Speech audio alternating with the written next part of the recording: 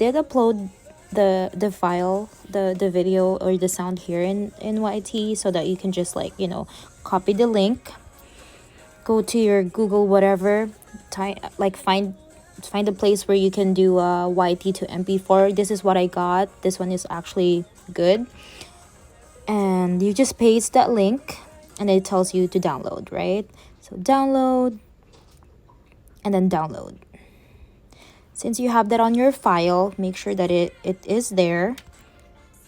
So yes, it's right there that I just downloaded. Go to your GarageBand and then make another like, you know, track or audio recorder, whatever. Do that. Oh, the couch, the couch, just go. Ooh, me. It's loading too much. Okay, so now what you're gonna do is you're gonna click this one. Click the plus sign right here on the right side. Make sure that it's automatic. Turn this off. Browse the music. And it's the first one right there that you just downloaded. And it would light up right here. The second one, just dragged it right here. Go back to my songs.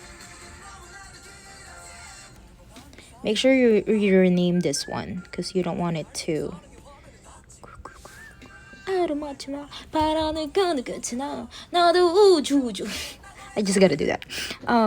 So rename it as like maybe J-Chan 3. It's the third one. Since it's saved already, what you're gonna do is share and then use as ringtone. Export.